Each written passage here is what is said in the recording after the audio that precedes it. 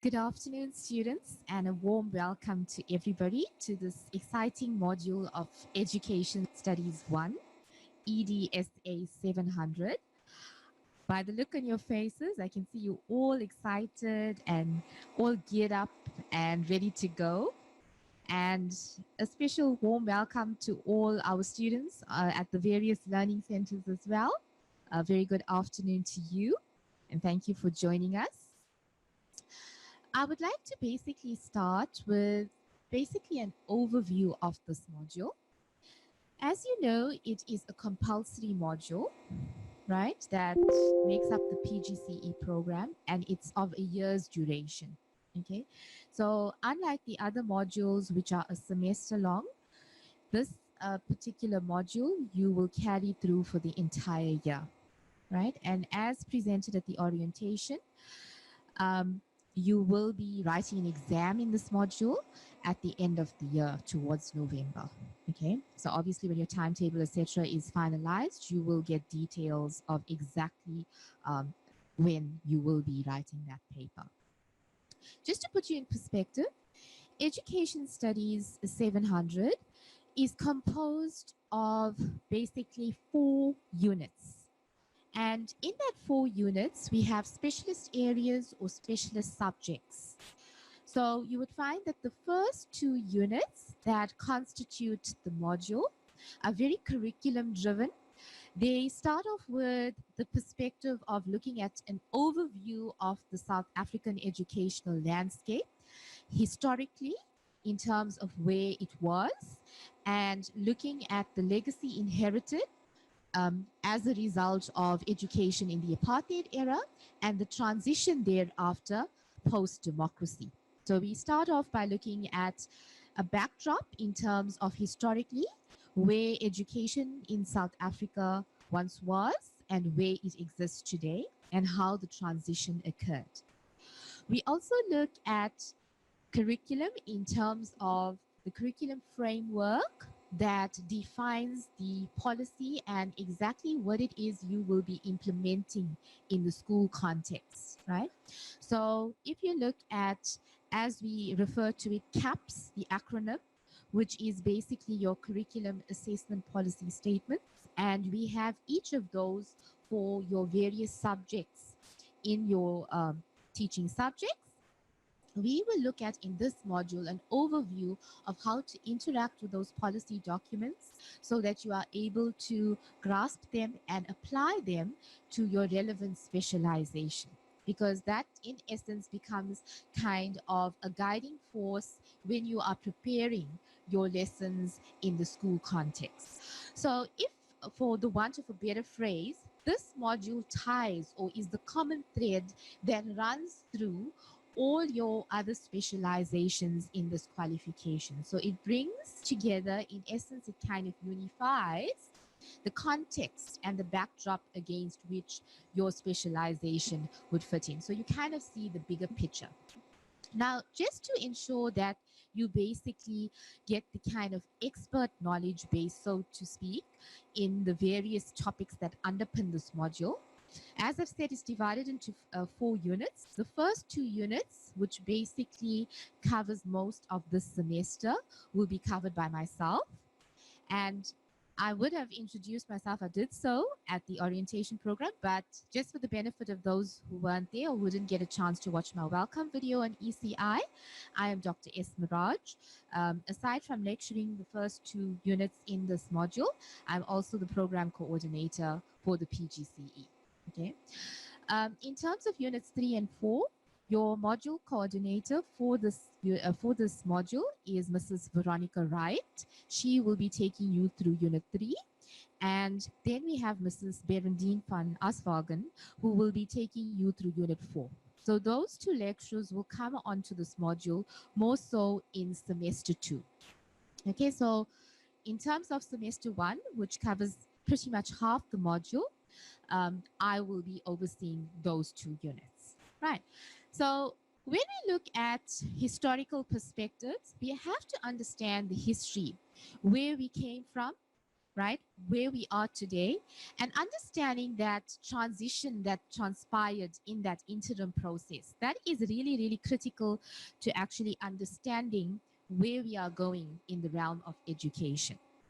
Now, in terms of the readings that underpin this section or this first subsection of Unit 1, we basically have chapters of a relevant book, which is basically looking at empowerment and the empowered teacher.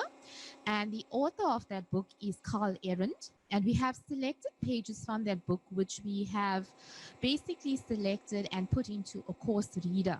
Okay, so the relevant pages from that course reader are basically pages 21 to 24. And then, of course, we also going to be accessing relevant legislation or documents. And in this case, in the context of Unit 1, we are going to be looking at the White Paper of Education and Training. And a lot of the policy documents basically can be uploaded if you go onto the Department of Education website with that and click on the relevant link, and you will actually be able to access the full document. But obviously, for the purpose of this lecture and moving forward, we are going to grasp key concepts or key principles that underpin the white paper on education and training.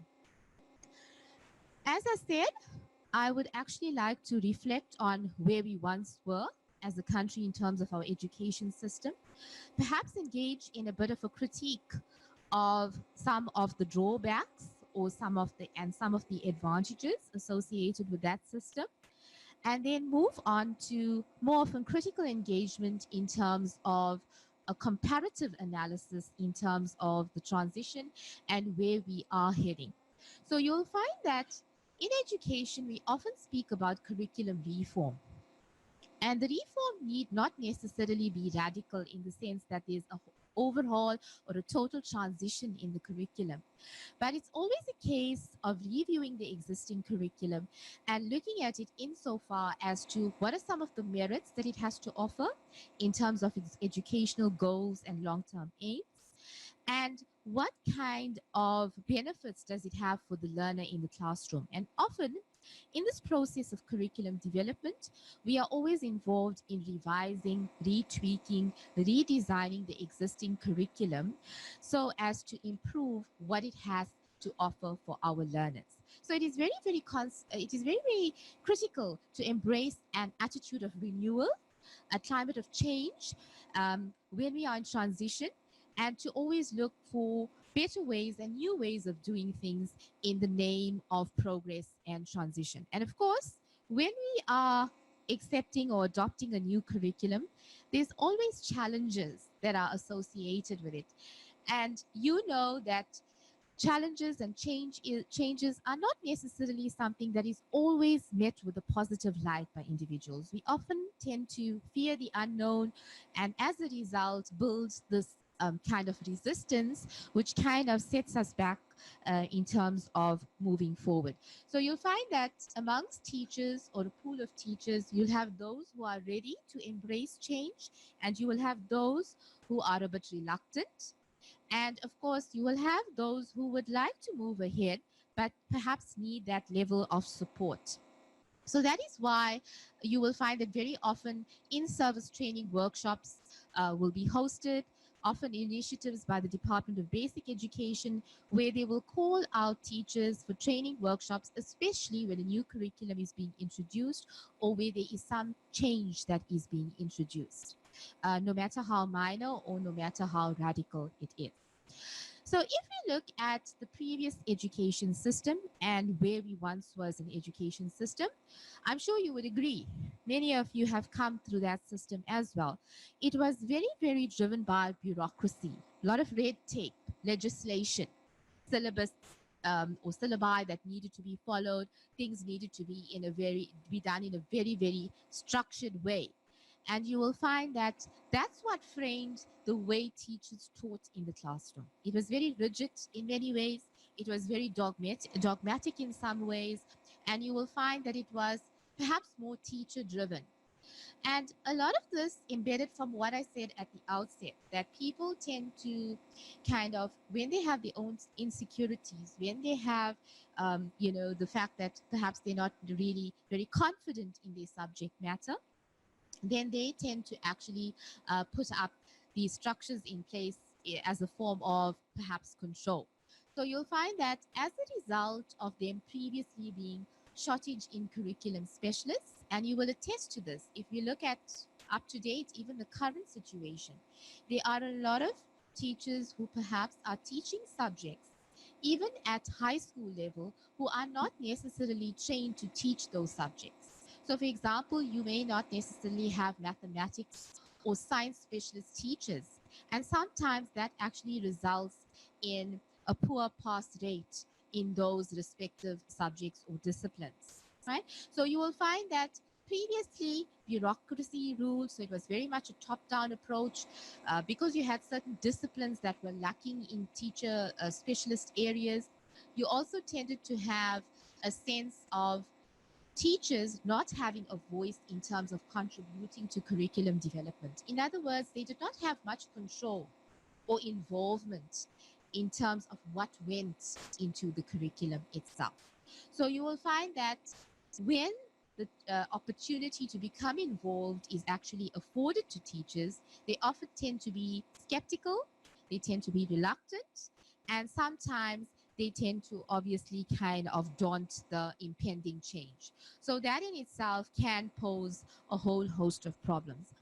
I'd like to actually flip the classroom in a sense and ask you, can you think of other challenges that teachers may face and curriculum developers may actually face when confronted with any sort of change? What are some of the things that you actually bear in mind or would hold you back in terms of taking that next step or moving forward? Think about your own education system as a learner in a classroom. Think about the teachers that you had as you walked that journey of 12 years of schooling in the formal education system. What were some of the things that were actually inhibiting teachers from becoming involved in curriculum and having a say in the way curriculum was developed?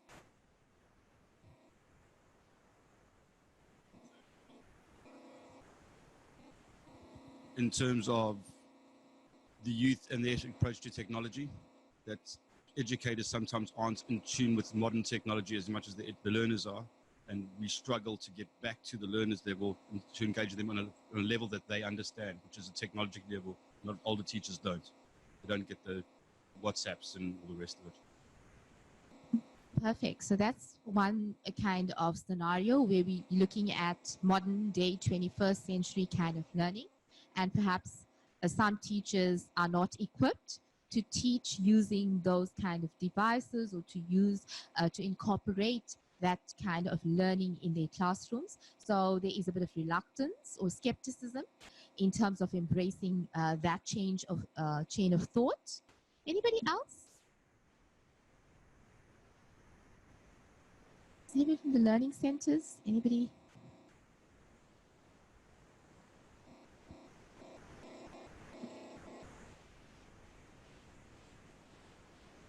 Deciding on what to include. For example, I did history in school and I loved learning about the Second World War, but not every kid is going to want to be interested in the Second World War. Okay, so that's an important consideration in looking at the content that frames the curriculum. In other words, the choice of what should go in there, what is relevant, what is meaningful.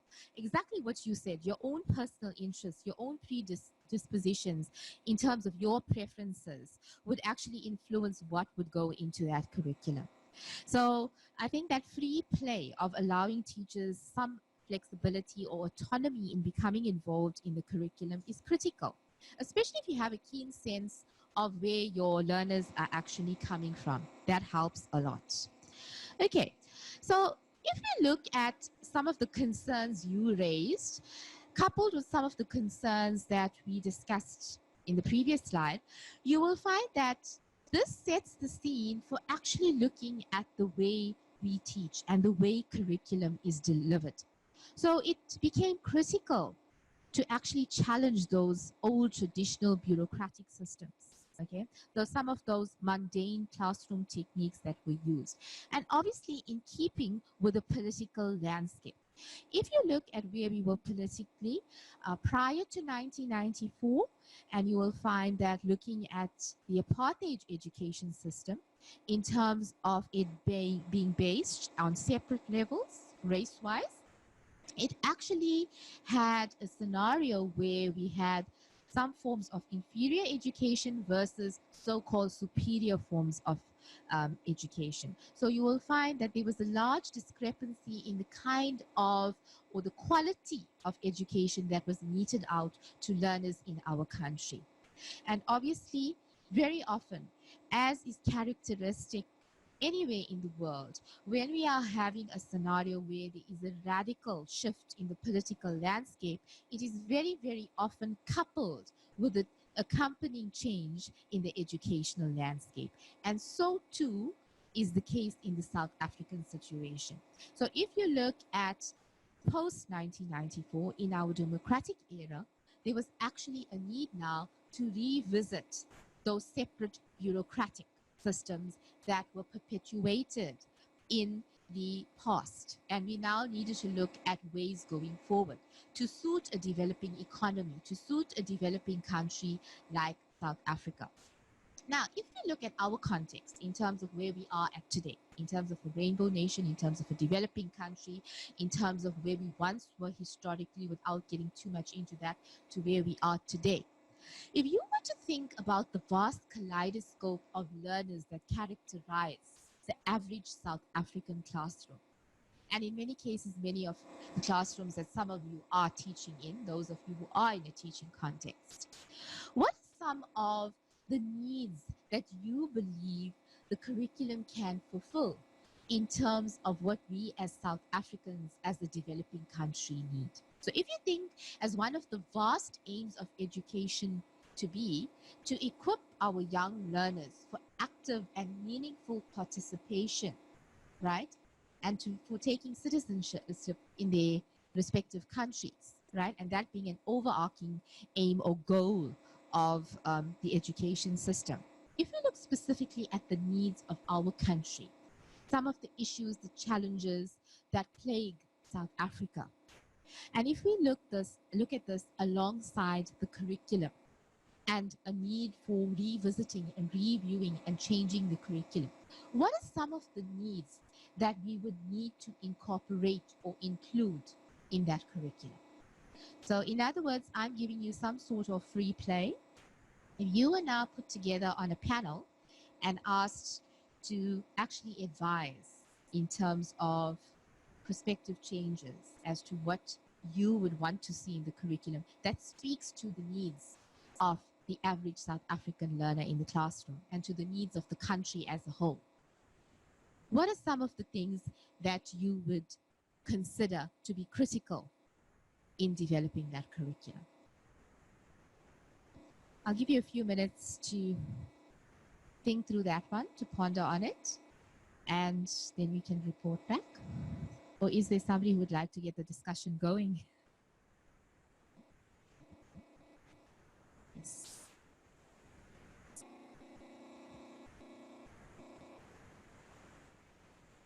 So, for example, life orientation. Life orientation as a subject,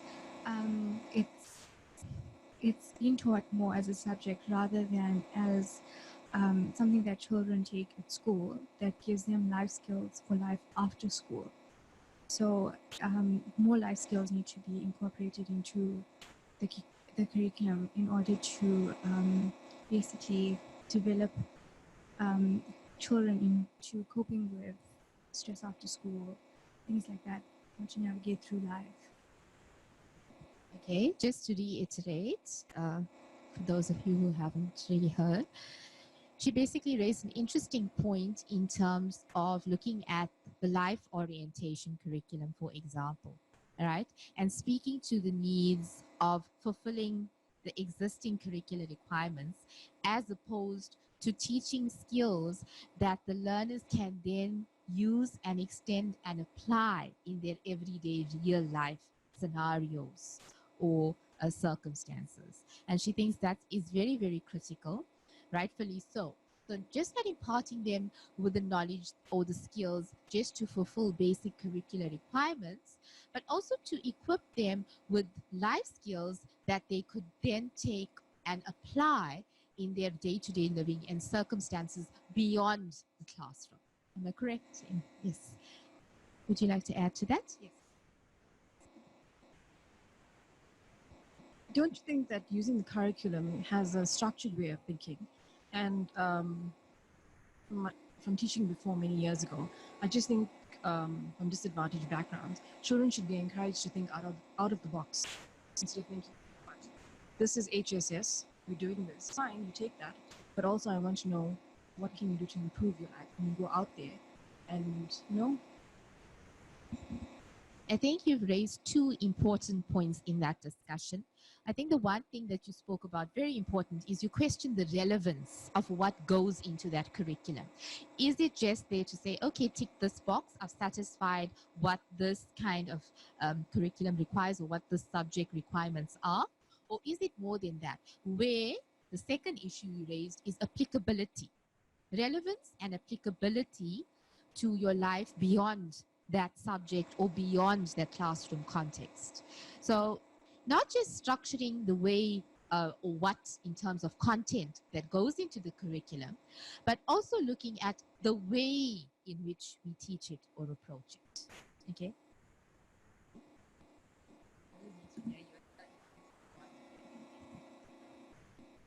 Also linked to that is the fact that we offer two sets of education by the DOE and also independent electoral, is it?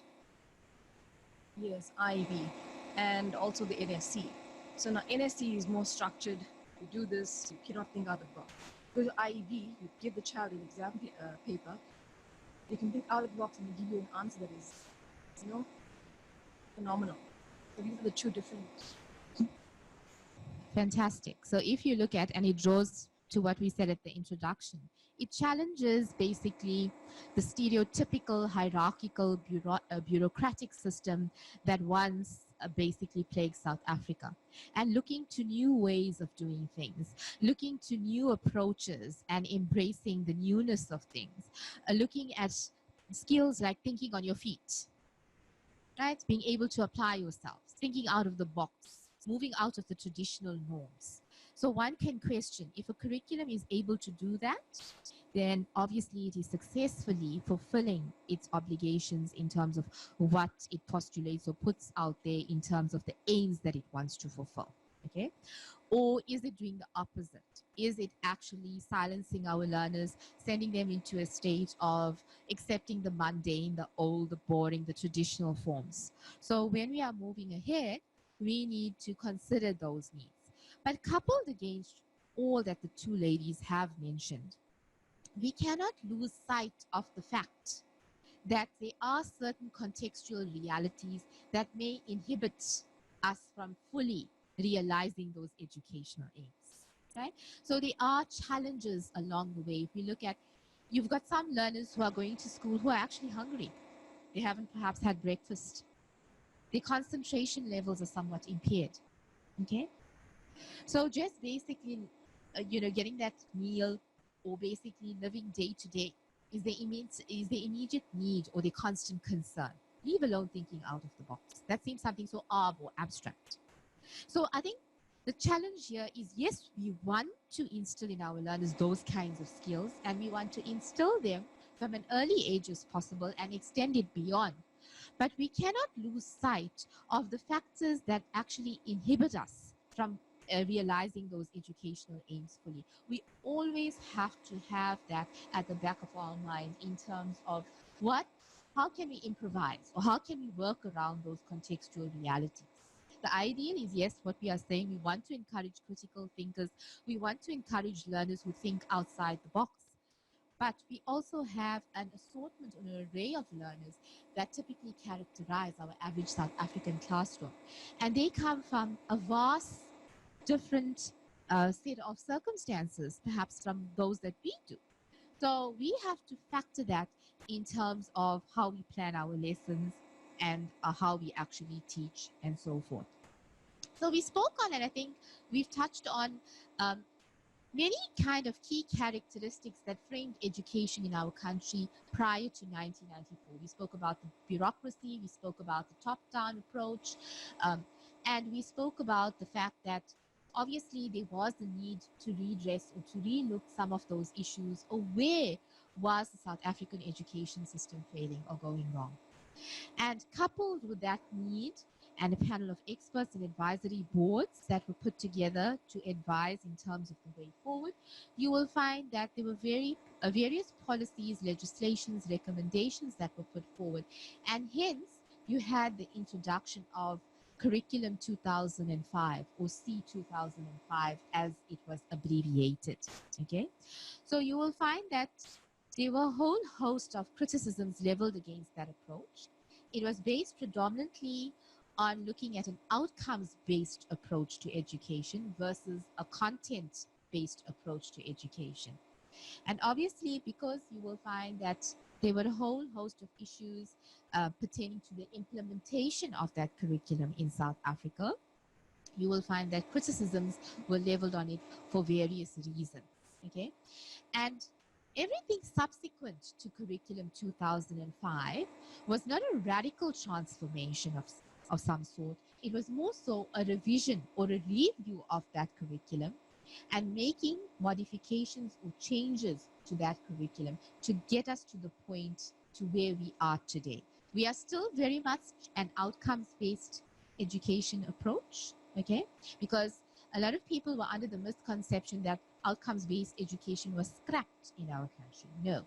The major premise defining even our current education system is very much drawing on principles that inform an outcomes-based approach. It was just revised, okay, to actually get what we refer to as the revised national curriculum statement. That was further refined, and we actually got our national curriculum statement. And from there, we have now a system in place, which is our curriculum assessment policy statements, which inform much of our teaching, commonly abbreviated as CAPS. And you will be bombarded with that acronym CAPS throughout the year in your various specializations. So in this module, we give you an overview in terms of the theoretical underpinnings of where we are and how we've come to be in the first unit. And obviously in your individual specializations and the specialization subjects you have chosen, you will interact with the CAPS document pertaining to that specialization. So for example, if you have chosen to specialize in senior phase technology, you will in that specialization be interacting with that CAPS document, okay? And so you will become informed, very much affair and informed with the outcomes defining that particular subject and framing your lessons around that in particular. So those would be the specifics surrounding that particular specialization. Now, in this PGCE and the phase which you are registered for, you have your senior phase and you have your FET phase, right?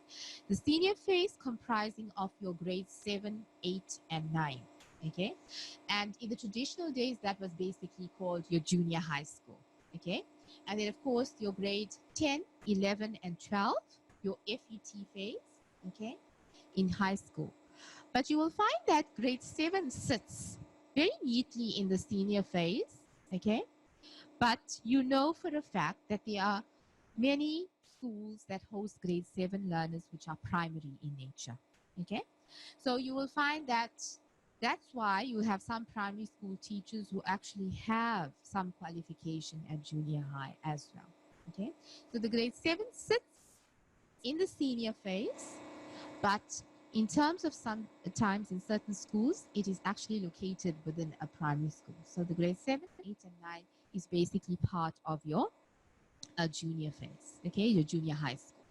And of course, you know, in terms of our GET phase, our grade R right through to grade 9, our compulsory years of schooling. Within that period, our GET phase, it is further broken down into your ECD, which is all the education that actually occurs before the formal grade R program. Then you have your grade R1, 2, and 3, your foundation phase. That forms your foundation phase. And your grade 4 to 6, your intermediate phase, which is basically also situated in your primary school.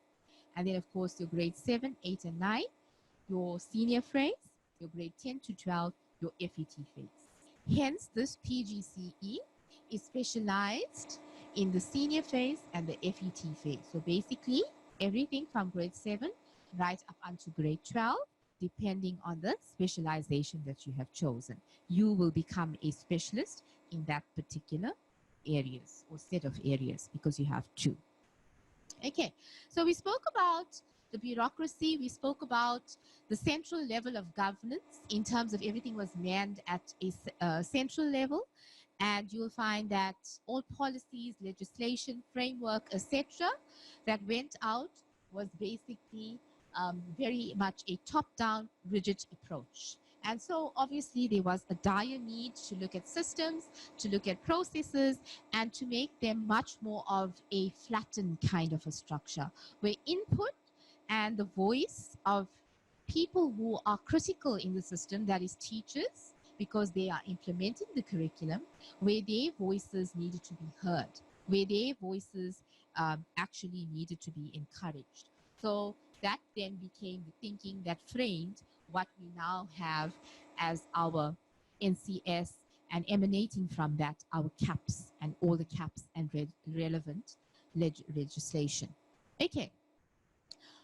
Coupled against that ethos of change and this radical transformation that was required based on some of the principles that we spoke about, you will find that a critical document that sets out the principles on which a new curriculum should be formulated was the White Paper of 1995.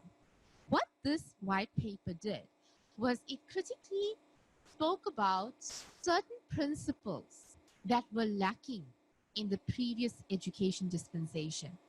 And it tried to critique and look at what were some of the issues, the challenges, the realities that many South African learners faced, okay? And how could this be effectively counteracted? What were some of the key principles that needed to be included as a way forward and that could inform a new curriculum? And that's where the White Paper of 1995 came into being, right? So the full version of the paper for interesting reading, and if you want to get the full global picture, you want to read comprehensively around the topic, that can be accessed on the Department of Basic Education website. Okay, I have it in this PowerPoint. I've also uploaded the relevant link onto ECI for those of you who would like to interact with the entire document. For the purpose of this session, I have basically extracted just key principles which we would like to speak to and which basically underpin much of where education is today.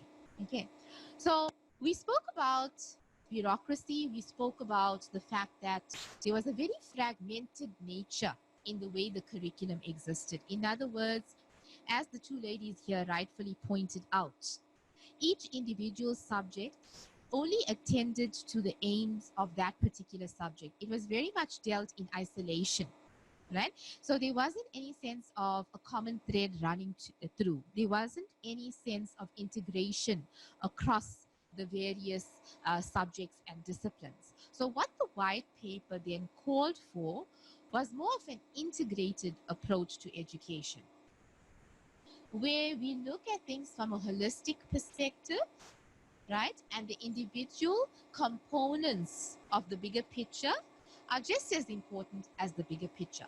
So in other words, our role, if we are teaching science, for example, the difference that science makes in terms of informing the economics of the country, in contributing to the economy of the country, and making that valid link is equally important as learning your theories and concepts and so forth in your science or physics. So we look at not just the constituent elements of that particular subject, we also look at its role in contributing to the bigger picture.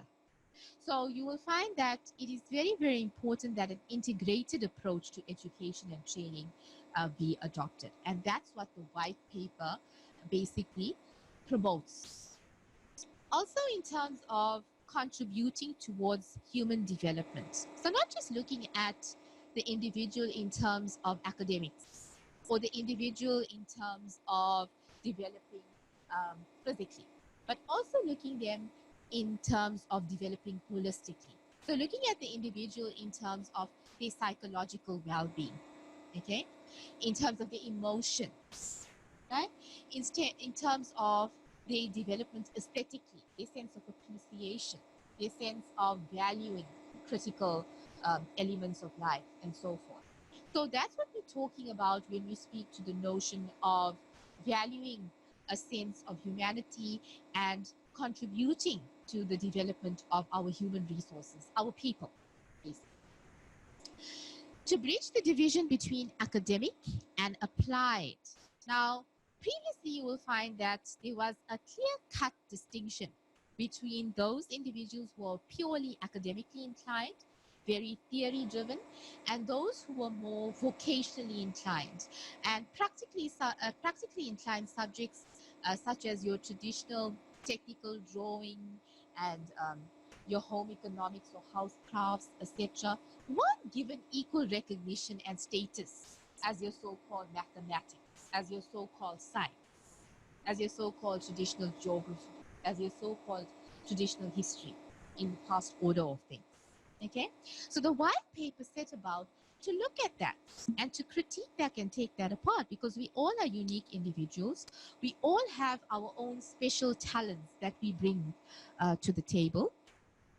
And obviously, in our array or assortment of learners that characterize our classroom context, we're not going to have all learners that are academically inclined. We're going to have some learners who have a thirst for the creative side of things, like your arts and culture, okay? Who things that appeal to the visual senses are things that interest them, okay? So they may have a flair for a whole host of other subjects that were not deemed as academically sound or were not deemed as good enough in the old order of things. And the white paper on education and training challenged that line of thinking and said, look at the status that we afford certain subjects and the fact that we kind of label subjects into discrete entities that are those that are considered more important than others. Okay, so it's quite important to look at that division between theory and practice and the status and recognition involved in terms of how we, or the esteem that we afford the various subjects that characterize the curriculum. So also recognizing that we learn in different ways, not just through formal structures or formal learning. A lot of people in the workplace, for example, they pick up skills through experiential knowledge. They actually extend their learning, right? Remember, we talk about work integrated learning, learning on the job. All of that is learning.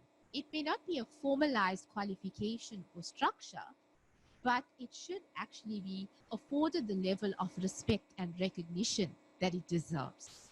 And that's what the white paper also set out to achieve, to afford that recognition to those areas of knowledge. Also, the whole notion of transformation. Much of our curriculum, our current curriculum and where it is today stems from the idea of a transformation agenda, where we make a difference to what the individual learner has to bring to society. What do they contribute to society? Okay, so that's where the transformation agenda comes into it. And based on that transformation agenda, what the curriculum then set out to do was to challenge basically the inequalities of the past. And the way it attempted to challenge those inequalities of the past was to outline further principles that should inform the curriculum.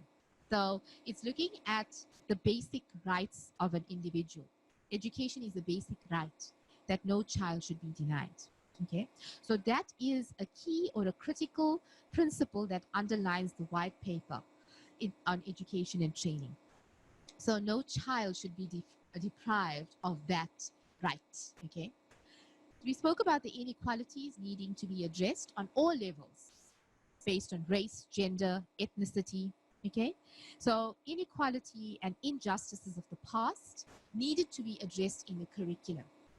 So this would lend itself to how we teach, the way we teach, the kind of selections that we make with regards to texts and so on. A very, very critical component of the white paper on education and training is the role of parents and parental involvement, right, in the education of the child. So not just becoming involved in the way the school is managed and contributing in a financial sense to the development of the school, but also in terms of an individual basis, taking charge in terms of our individual children as parents, and actually making sure that we provide a supportive, nurturing environment. So you will see that the new dispensation on education, and you will see this in various schools across the country, they're very big on forming partnerships with parents, teacher-parent partnerships, right? You will find it takes all different types of forms. It could be circulars that are frequently sent out to parents to let them know what's happening at school. It would be various parent consultation meetings where parents are invited to open days, and if the child is at the school, to speak about the child's progress in a consultation meeting, so that parents are always in the loop, so that they are always involved and they don't see the education of their child as an isolated activity, something that is left to the hands of educators. Remember, parents are primary educators of their children. Okay, so that role in terms of developing a partnership between the home and school is very, very important. Okay, so access to education and training of a high quality is very, very important. And obviously, there are various ways in which we can do this to ensure quality education, ranging from looking at and scrutinizing the caliber of teachers that actually teach in the profession, upgrading them, upskilling them, in-service training programs. Okay, so remember, you have what you refer to in education as your pre-service, right? Your pre-service is before you actually go into the classroom, and the training that you receive before you go into the classroom or before you enter the profession per se. Once you have been afforded your qualification and you're now in the teaching fraternity, you will often be called to training workshops. If there are any changes that are to be made in the curriculum, you need to be upskilled, etc., then that would constitute what we refer to as your in-service training. Okay, so in-service training, you're in the profession, but obviously we constantly need to upgrade ourselves. We constantly need to upskill ourselves. And we need to keep abreast with the changes that are occurring in education. Right? So you will find that it is very, very important that even out of your own interest, that when you are in the teaching fraternity as well, and for those of you that already are, you're probably doing this. You tend to subscribe to educational journals. You tend to very often touch base with the Department of Education website to basically see what is going on, so that you keep abreast with the changes in education. So that's what we're talking about in terms of affording our learners the quality of education that they deserve. Often you'll find that educationalists and critiques of the previous era and speak about this whole idea of rehabilitation of schools. When we talk about rehabilitation of schools, we're talking about the way the traditional schools are structured, okay, in terms of them being a dire need to re-look at, for example, authority structures. Okay, so if we're looking at reporting structures, we have our principal sitting at the top, then we have our deputy principal, our heads of department, and our so-called level 1 teachers. Right? So that hierarchy that traditionally defined the management levels in a school context still permeates much of education. But critics often speak about rehabilitating and looking at those structures. Yes, there is an element of order that needs to be in place, so we have to have those structures. But you'll find that now more and more schools that are more aligned to the democratic style of management are more likely to get their teachers involved in terms of decision making. Okay, so as opposed to you have certain individuals who are still very autocratic in nature and who basically kind of rule unilaterally, the new thinking is that in order to involve everybody, we want to flatten those management structures. So a rehabilitation of some sort is required, not just in terms of physical space, in terms of management levels, etc., but also in terms of our thought processes and our mentality. Okay, so creating those boundaries or barriers sometimes tends to actually do more harm than good. So the white paper also looks at that aspect. And then critical to this all is this whole notion of lifelong learning. Lifelong learning, very, very critical in many of the curriculum documents that you will come across. That's one of the overarching goals that we speak about in terms of education, and where we want our learners to, coming back to your point at the beginning, my dear, where you spoke about the fact that, for example, if you look at the life orientation syllabus, much of what the learners do is basically only challenged to that particular subject. It is unable to actually extend itself.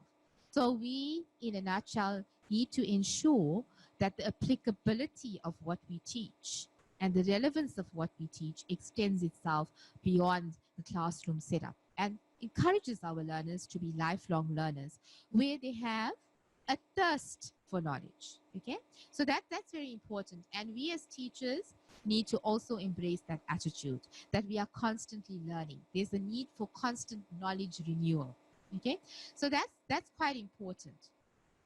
The sense of mutual respect, you respect your learners and your learners respect you as a teacher. Gone are those days where, you know, you say it's one way, where the learners respect just the teachers.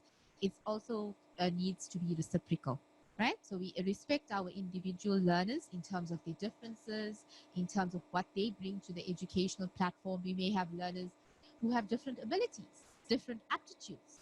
We have to respect that, right? So also looking at what I said earlier on about the creative arts, very, very important, where certain subjects were given much more of a superior status. Other subjects were given much more of an inferior status. Typically, the music, the art, the creative side of things were marginalized in the old order of things.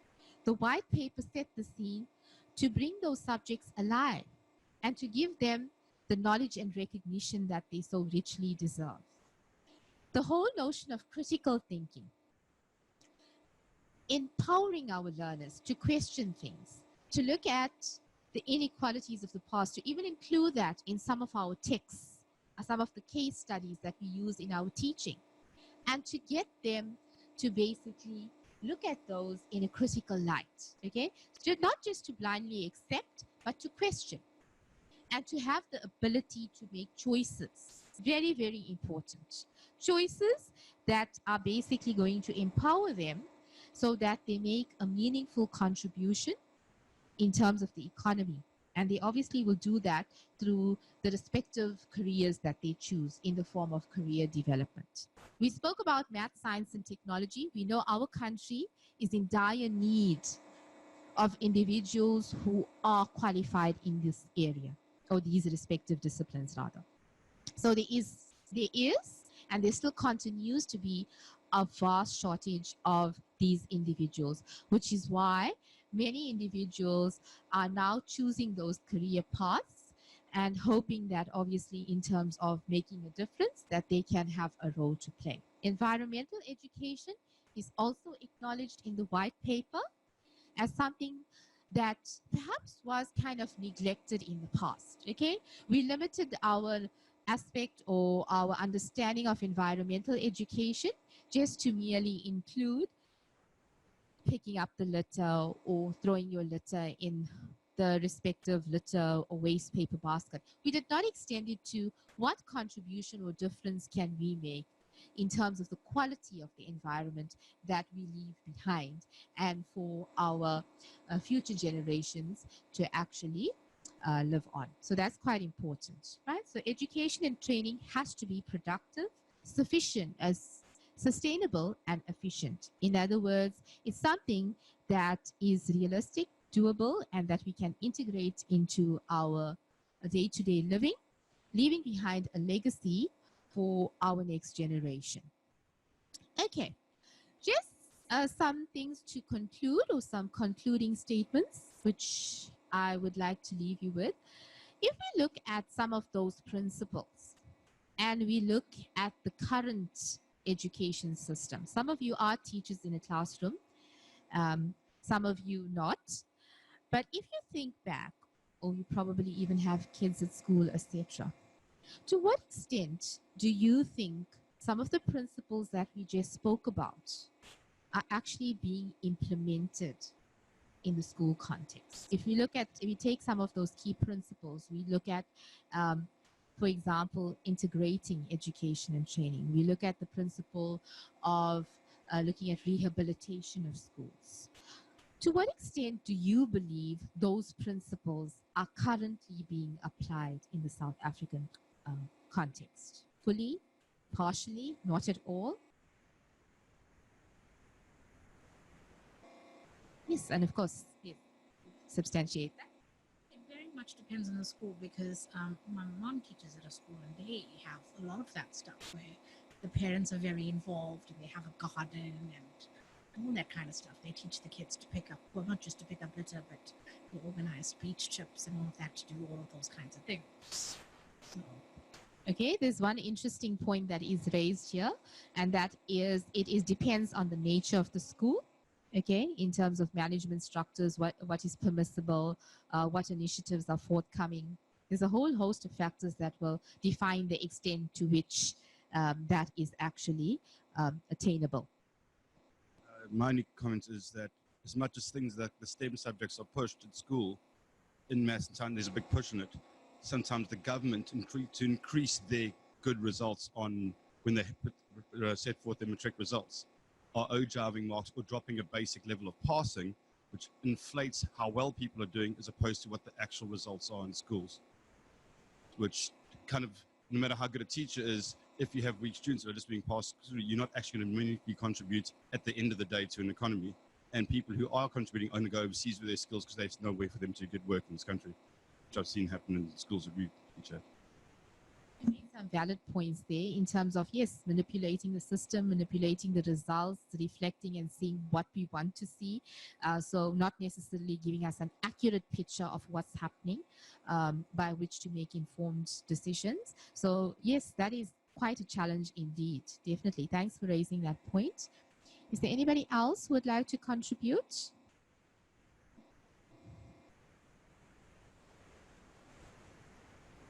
Okay. So if we look, this is something that you can even do as an extension.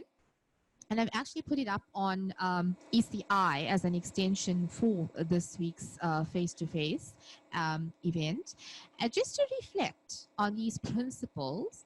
And okay, we've selected two principles that we've unpacked, right?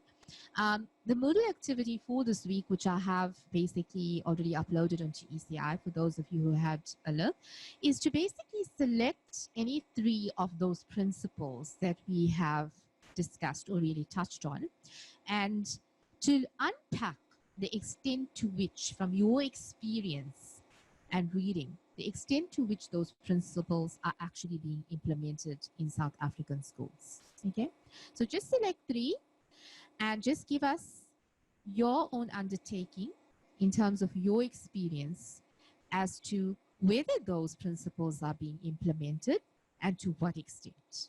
Okay, and of course, substantiate it with some sort of an argument. Okay, so that would be your reflection task 1, which I've already uploaded onto ECI. Right, so we've had some thoughts and some ideas which we've started and initiated in the session, and you can extend on that in that Moodle activity. Okay, So we're just going to leave it at that session, or end off at the today for this session here now. Are there any questions? Any comments?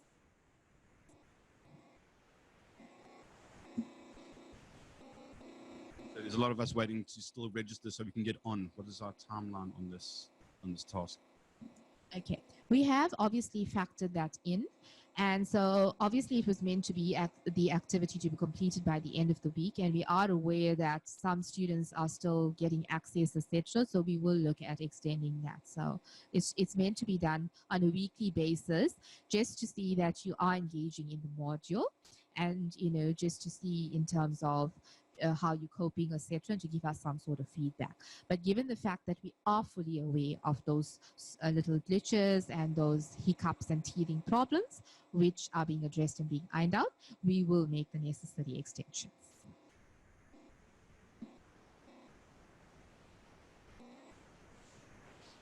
So I'm going to ask this question because I know everybody wants to know this. Are we going to be getting course readers from Embry, or are we going to have to pay for those ourselves? Okay, so basically, in terms of that this is okay, really not the forum to address that, but just to give you a synopsis, it's so basically, it comes through via Wise Books, and of course, the course readers are costed as well. Okay, so it just depends on each module. In terms of some modules have a course reader, some of them use open educational resources. It just depends on what they are using. It's specific to per module. There's no fixed kind of, not every module has a reader, for example. Yes. We've been getting those emails from Wise Books according to the subjects that you've chosen for the textbooks. But we haven't been given the prices. They just say you have to follow the link and you have to say yes, yes, yes. But you're saying yes to everything, but not seeing the price of it. So how do you know? So can I just say, with regards to any queries that fall under general and outside this module, can you perhaps pop a mail to Distance Learning DL Support, and they will get back to you ASAP, because the logistic issues and things pertaining to the specifics of what you are asking, administrative and logistic issues, they would be better prepared, or better equipped rather, to give you a more appropriate response. Okay. Any other questions pertaining specifically to EDSA700? Okay. Thank you, ladies and gentlemen. Enjoy the rest of your afternoon.